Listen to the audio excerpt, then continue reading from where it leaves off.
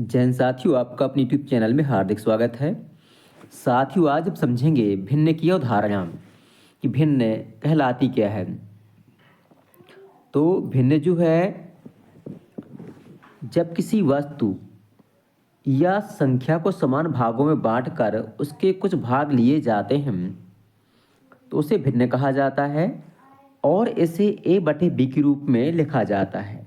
जहाँ ए जो है ऊपर की संख्या है, इसको अंश पढ़ते हैं, और नीचे की संख्या बी है, इसको हर पढ़ते हैं।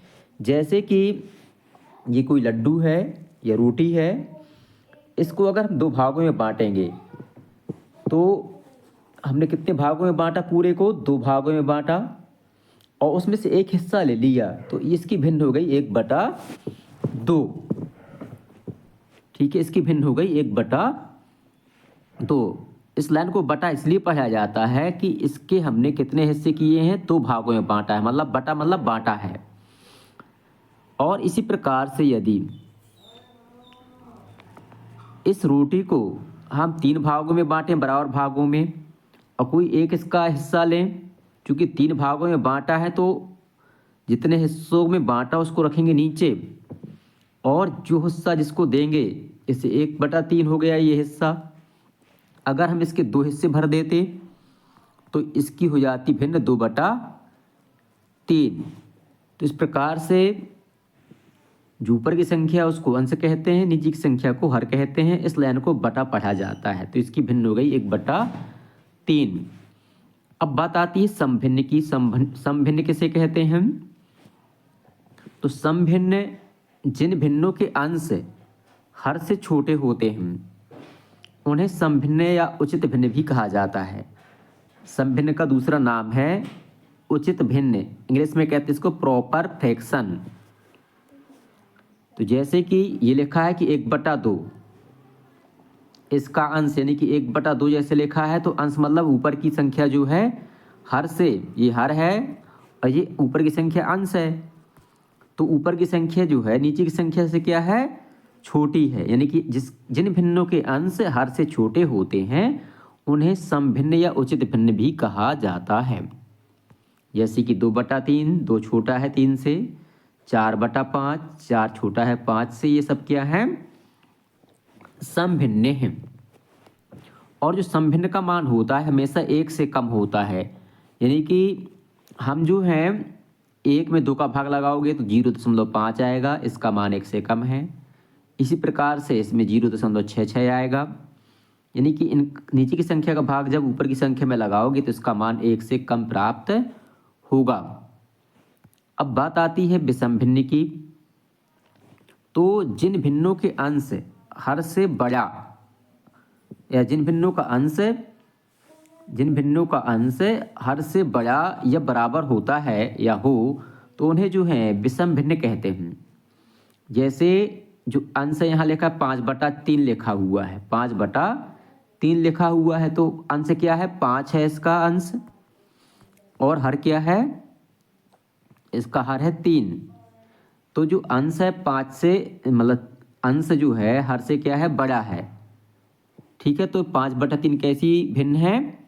ये जो है विषम भिन्न है, इसको जो है अनुचित भिन्न भी कहा जाता है, या इंग्लिश में इम्प्रॉपर फ्रैक्शन कहते हैं। और हम 5 में, जैसे 5 लिखा है, 3 का भाग लगाओगे तो 3 एकम 3, फिर यहाँ आएगा 2, यानी कि इसका मान जो है 1 से ज़्यादा होगा। यहाँ दशमलव लग जाएगा तो 3 × 18 हो जाएगा, यानी 1.6 आ गया। तो इस प्रकार से जो विषम भिन्न होती है उसका मान 1 से अधिक होता है या 1 होता है। जैसे 4/4, यानी कि और अंश और हर भी बराबर हो सकते हैं। तो इस प्रकार से जो विषम भिन्न होती है उसका मान या तो 1 होता है या 1 से अधिक होता है, क्योंकि 4/4 यानी कि 4 में 4 का भाग लगाओगे तो कितना आएगा? 1। तो विषम भिन्न इस प्रकार से, विषम भिन्न जो है वह भिन्न होती है जिसके अंश का मान हर से या तो बड़ा हो या हर के बराबर हो, तो उन्हें कहते हैं विषम भिन्न। और अब बात आती है मिश्र भिन्न की। तो मिश्र भिन्न जो है वह भिन्न होती है जो एक पूर्ण संख्या और एक उचित भिन्न को मिलाकर बनती है। उसे मिश्र भिन्न कहते हैं। जैसे हम कहें कि एक रोटी है, पूरी दी हमने किसी को खाने को, या ठीक है, और एक रोटी का आधा हिस्सा हमने दिया किसी को, तो एक रोटी कैसी है, पूरी है, मतलब पूरी पूरी है, तो एक पूरा लिख दिया हमने, पूरी संख्या लिख दी।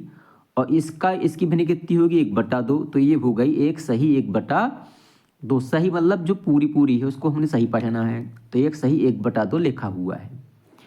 यदि हम किसी को 2 रोटी खाने को दे पूरी तरह से, और अगली रोटी के 4 हिस्से करें, और उनमें से 3 हिस्से उसको खाने को दें, तो इसकी भिन्न हो जाएगी, 2 पूरी पूरी है, इनकी 2 सही, और इसकी भिन्न है 3/4, तो 2 सही 3/4 इसकी भिन्न हो जाएगी।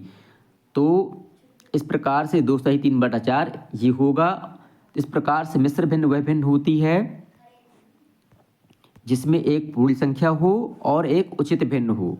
ये भिन्न कैसी है, बगल वाली उचित भिन्न है, ये विषम भिन्न या अनुचित भिन्न नहीं है, ठीक है। तो ये संख्या जो वाली कैसी भिन्न होनी चाहिए, उचित भिन्न होनी चाहिए।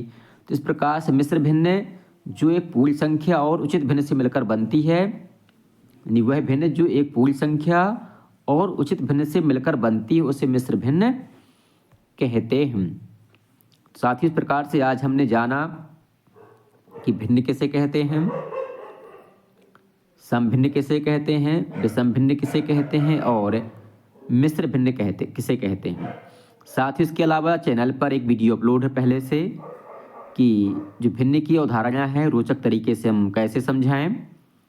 तो इस वीडियो को आप अवश्य देखें। अगर आप उस वीडियो को देख लेते हैं तो भिन्न की अवधारणा आपको पूरी तरह से स्पष्ट हो जाएगी। तो साथ ही आपको वीडियो पसंद आया तो वीडियो को लाइक करें, अपने साथियों के साथ शेयर करें, और हमारे चैनल को सब्सक्राइब करना बिल्कुल भी ना भूलें, ताकि आगे आने वाला अपडेट आपको समय से मिल सके। बहुत बहुत धन्यवाद।